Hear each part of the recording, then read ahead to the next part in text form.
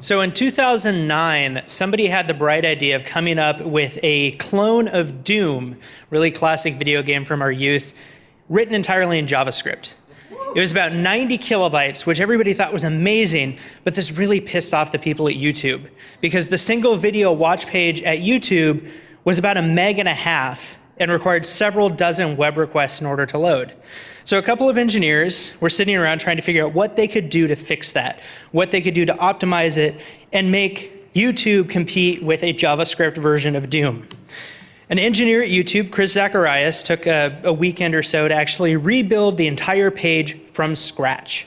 He rewrote all of the CSS, rewrote all of the JavaScript, swapped out the bulky Flash video player with one that he had implemented in HTML5, and got the entire video watch page down from 1.5 meg to 98 kilobytes and about 14 web requests.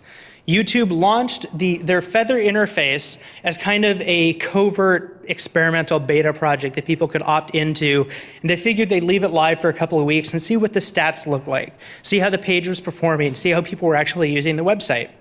They came back to it a week later, expecting to see great results, expecting to see page load times go down, people's interactions with videos go up. They saw the exact opposite. All of the stats that they thought were going to excel had dropped into the toilet, and it was taking over 2 minutes to load their brand new Feather interface, the lightweight, super optimized page. Everybody was kind of depressed until somebody took the time to look at the geographic location of where they were getting their stats from.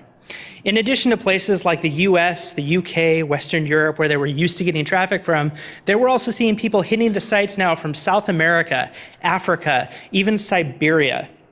Places where it was taking more than 2 minutes to load the Feather interface, and they realized something. These are places in the world where there's a lightweight interface, a tenth the size of what YouTube used to look like, is taking 2 minutes to load. That means these people used to have to spend 20 to 25 minutes waiting for the YouTube page to load before they even saw the first frame of video. Optimizing their website for low tech, for minimal interface, for minimal requirements, actually allowed YouTube to reach new audiences that had never before been able to use YouTube. In 2012, I had the chance to visit Haiti. I went with a few new friends of mine, and we got to visit this island country, which at the time was between 60 to 80% unemployment. Today, they're at about 40% unemployment. And our eyes were open to just the way Haiti is very different from life back here in the US. In the US, if you want to buy a house, you go out, you get a mortgage, you pay it off over 30 years, you have this nice house where you live in, air conditioning, heat, everything's fantastic. In Haiti, it's cash only. You build your house. You pay for it brick by brick by brick. Some houses take 20 years to build the house before you can actually move in. And it's just a very different society. Here, you drive down the road, you go to Safeway, you pick up some groceries. In Haiti, you drive down a riverbank and hope that it's not raining so that you can find somebody standing on the side of a field with a bag of potatoes. In the US, you pull out your smartphone and you check your status on Twitter and Facebook, and you update your blog post. In Haiti, you pull out your phone and you check your status on Twitter and Facebook and you update a blog post. That part hadn't changed. And it was just really, really weird how we're in this place where you have no running water, no electricity, no toilets, no roads, and driving down a riverbank, literally a riverbank, there's a random street light on the side of the riverbank that was installed by Digicel, the largest telecom company in Haiti. Solar-powered street lamp with 12 power sockets at the base of it so people can charge their phones. Well, they might not have electricity in their homes, everybody still has a cell phone because that's how you communicate. If you don't have a car, you can text a friend in town who may or may not be coming through the mountains, hop in the back of their truck and get into town if you need to buy something or sell something or meet somebody or go and visit. It's a very different environment, very different infrastructure than what we're used to in the Western world, but they still use the internet. The downside is they use it in a very different way than we're used to here, and it breaks a lot of our assumptions. Mobile responsive is one of the buzzwords that we use in our industry. What does it mean to take a website that works really great on a Retina display and make it respond to somebody using a really low feature iPhone 6 Plus? I mean, those things don't have any power at all. So we talk about sizing things down, trying to respond in the mobile environment.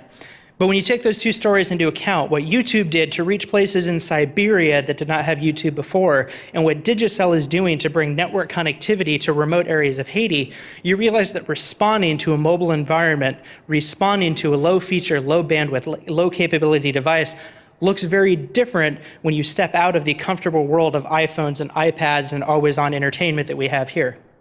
To give you an example, my home internet connection is a 30 megabit per second connection. It's not the fastest in the world, it's also not the slowest. I took some time to time how long it would take for different sized websites to load. 100K website all the way to a 5 megabyte website loads in less than a second. A 10 megabyte website takes 3 seconds. So if you assume that a person can walk about a step, 3 feet every second, you could take 3 steps before you load a 10 megabyte website. Not that bad on a really fast internet connection. Some of my friends in Haiti have a 250K per second 2G connection on their phones that they use for Facebook and Twitter and Instagram and everything else that we use back here. On this connection, it takes the same amount of time to load a 100K website as it does for me to load a 10 megabyte website at home. By the time you get to a 10 megabyte website on one of these low bandwidth connections, it takes over 5 minutes to load the website. Now, taking that 5 minutes, the 327 seconds it takes to load the website, if you think of that back to the 1 step per second, you could walk the entire length of the US Capitol grounds before that website loads. Now, this is all abstract, just talking about sizes of websites. So to give you an idea of what this actually means in the real world, the WordPress Foundation's website is 400K. A random article I picked off of Matt Mullenweg's blog is a megabyte. My own blog is 2.5 megabytes just on the homepage. WordCamp US's homepage is 6.5 megabytes, and Wired.com, which runs on WordPress and is a highly performant site that I'm sure a lot of us read here, is 10 megabytes. When you put that into perspective, somebody trying to read something like US WordCamp, the flagship WordPress conference for people who are trying to democratize publishing for the world, takes almost 4 minutes to load the website on their device. So we just have to remember that mobile is not always equal to mobile. Not all devices are created equal. So what exactly does that mean? Remember, there are almost 8 billion connected devices in the world today. This isn't just smartphones and iPads. These are feature phones, BlackBerry devices that a lot of us make fun of now because we do have the iPhone 6 Plus. But only 39% of these 7 to 8 million devices are actually capable of using a 3G, a 4G, or an LTE network. In the Western world, which means basically the US and Europe, we have about 50% market penetration of high capability, high feature smartphones. The rest of the world has less than 20%. Some parts of the world have less than even 17% penetration of these devices. And this isn't just saying less than 17% of the people in these countries have high feature devices. It is less than 17% of the connected devices in these countries are high feature devices. 83% of the people probably can't read your website. They can't watch your videos. They can't read your email. They can't interact with you. They can't buy your product. They can't send you information about what they're trying to do with your product, with your technology, or with things that you care about. But this isn't just a problem for the developing world. It's also a problem around even the Western world, the US and Europe, with places where we don't have reliable Wi-Fi. I was at a conference recently where the Wi-Fi was about 200K down, 100K up. This was wired Ethernet in a hotel in Las Vegas. Really, really bad network. Somebody sent me a link to an article on StarWars.com, and I wanted to read the article. It was a pretty cool article, but I can only read 3 or 4 lines at a time because the giant graphical banner at the top of the page waits for a JavaScript event in the footer to fire before it resizes and actually gives you the entirety of the page so you can actually read the content. This is something that is happening in places where you just don't have reliable Wi-Fi. Anybody who flew here or is flying home at the end of this conference is probably going to try to play with GoGo in-flight internet or whatever brand the airline happens to have, and you're going to be really disappointed when most of the websites you try to use just flat out don't work. Airline Wi-Fi, hotel Wi-Fi, oversaturated conference Wi-Fi are great examples of what it looks like to have a really low bandwidth device and be restricted in what you can actually use on your network. So what can we do about it? There are different techniques we can use as we build our websites, specifically progressive enhancement and graceful degradation. Graceful degradation is where if your website lacks a feature, if somebody turned off JavaScript, your website still works. It might look crappy, but it's still going to work. Progressive enhancement is where you flip things around, and rather than saying, what do we do if the world breaks, you just assume that people are hitting your website with low feature, low bandwidth devices to begin with, and then you add features on top of your website as more capabilities come online. In addition to that, tools like webpagetest.org allow you to actually test your device from different networks with different speeds on different technologies around the world geographically, so you can get a real representation of what things look like. Anybody who uses Google Chrome can actually throttle your connection in Google Chrome to simulate a low bandwidth device and see how things break. Later today, when you guys aren't here, seriously go to some of these websites like the WordCamp US website, your own website, Wired.com, CNN.com, any big website that you normally read on a regular basis, turn on Chrome DevTools and set it to use a regular 2G, 250K per second connection and see just how painful the experience is so that you can figure out what we can do to test for that, optimize for that, and fix that moving forward. But nothing really beats having a device lab.